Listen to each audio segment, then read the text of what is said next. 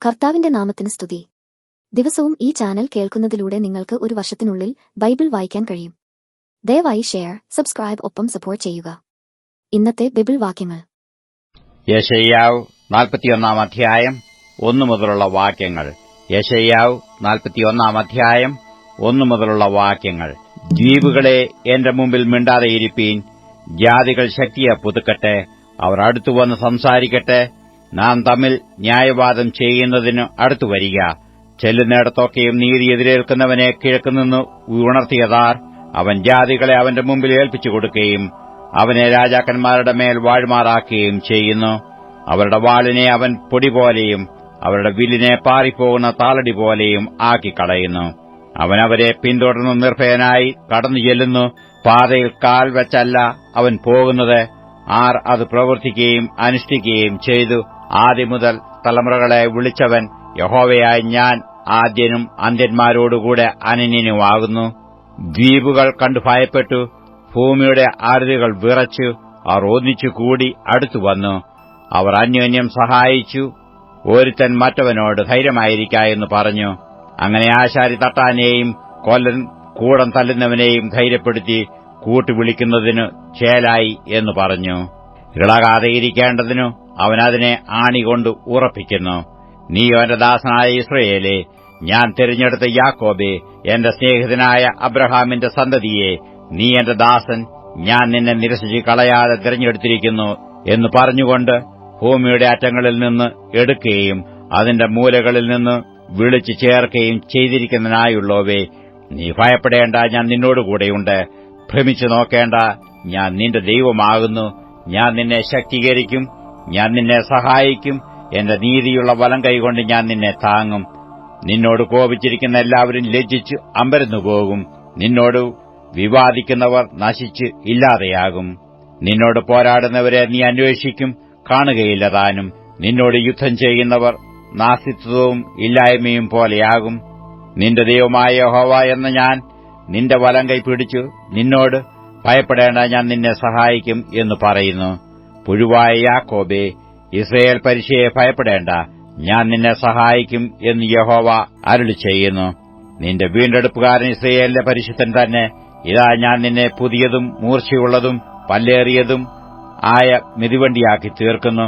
നീ പർവ്വതങ്ങളെ മെതിച്ചു പൊടിക്കുകയും കുന്നുകളെ പതിർപോലെ ആക്കുകയും ചെയ്യും. നീ അവയെ പാറ്റും, കാറ്റു അവയെ പറപ്പിച്ചുകൊണ്ടുപോകും, ചുഴലിക്കാറ്റു അവയെ ചിതറിച്ചു കളയും.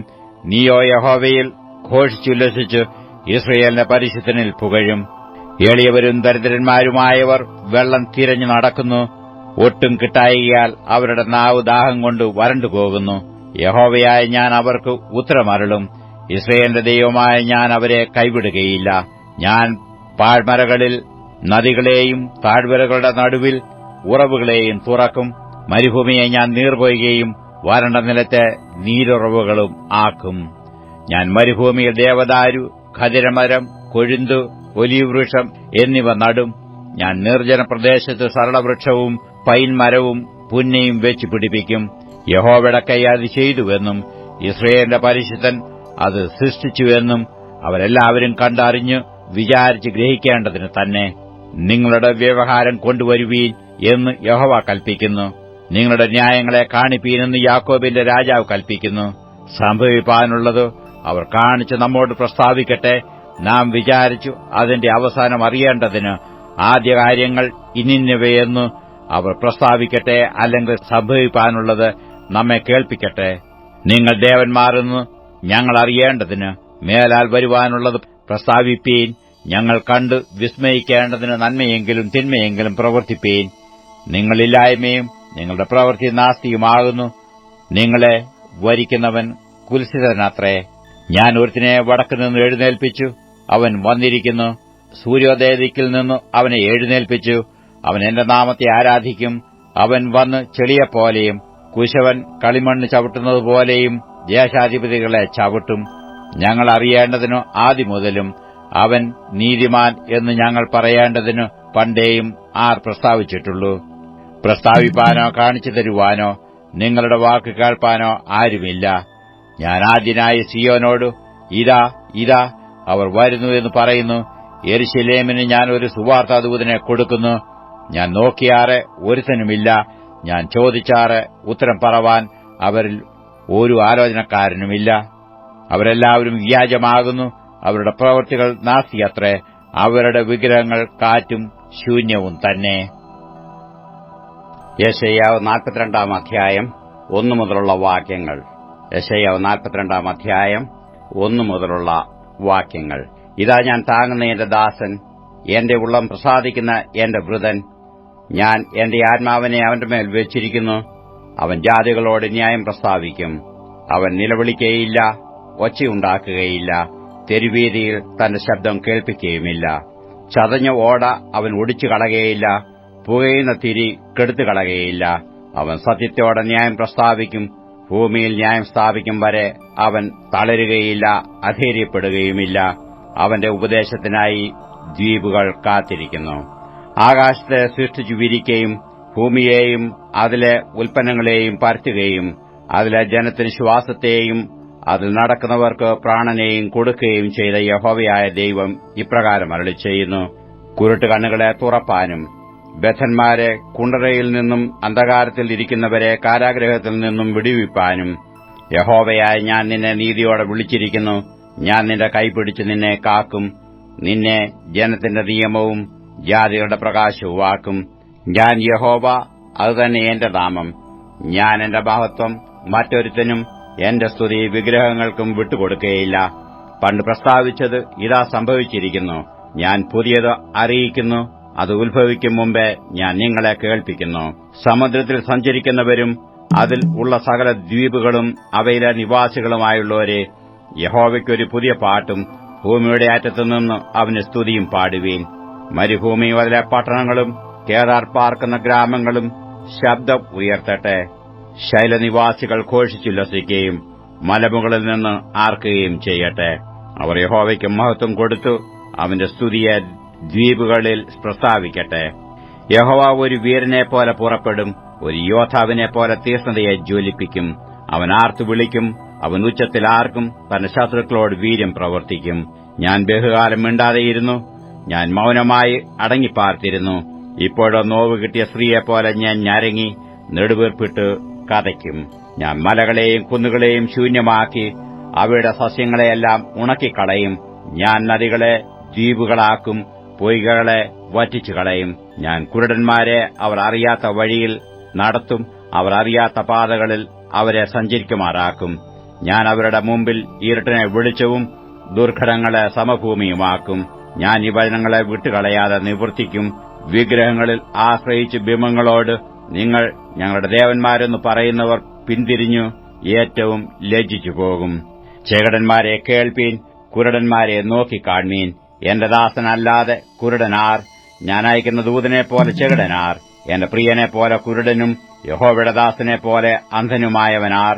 പലതും കണ്ടിട്ടും നീ സൂക്ഷിക്കുന്നില്ല, ചെവി തുറന്നിരുന്നിട്ടും അവൻ കേൾക്കുന്നില്ല. യഹോവ തന്റെ നീതി നിമിത്തം ഉപദേശത്തെ ശ്രേഷ്ഠമാക്കി മഹത്വീകരിപ്പാൻ പ്രസാദിച്ചിരിക്കുന്നു. എന്നാൽ ഇത് മോഷ്ടിച്ചും കവർന്നും പോയിരിക്കുന്ന ഒരു ജനമാകുന്നു. അവരൊക്കെയും കുഴികളിൽ കുടുങ്ങിയും കാരാഗ്രഹങ്ങളിൽ അടയ്ക്കപ്പെട്ടുമിരിക്കുന്നു. അവർ കവർച്ചയായിപ്പോയി, ആരും വിടുവിക്കുന്നില്ല. അവർ കൊള്ളയായിപ്പോയി, മടക്കിത്തരികയെന്ന് ആരും പറയുന്നതുമില്ല. നിങ്ങളിൽ ആർ അതിന് ചെവി കൊടുക്കും? ഭാവികാലത്തേക്ക് ആർ ശ്രദ്ധിച്ചു കേൾക്കും? യാക്കോബിനെ കൊള്ളയായും ഇസ്രയേലിനെ കവർച്ചക്കാർക്കും ഏൽപ്പിച്ചു കൊടുത്തവനാർ?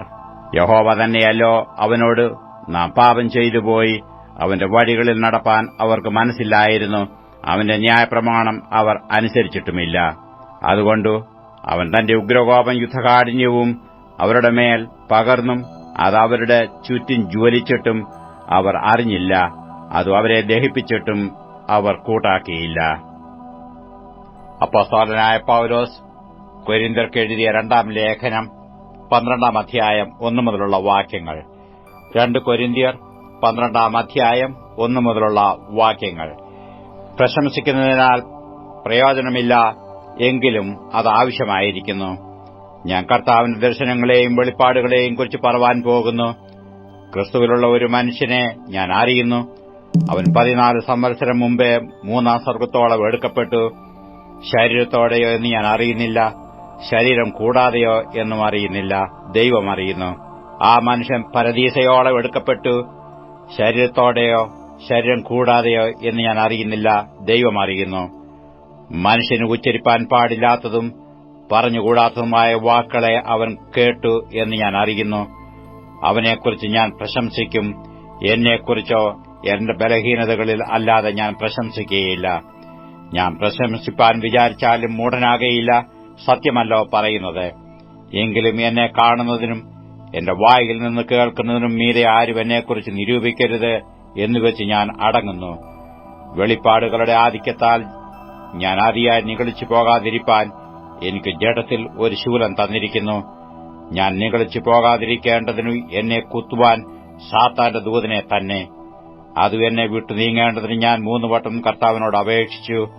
അവൻ എന്നോട്, എന്റെ കൃപ നിനക്ക് മതി, എന്റെ ശക്തി ബലഹീനതയിൽ തികഞ്ഞു വരുന്നു എന്ന് പറഞ്ഞു.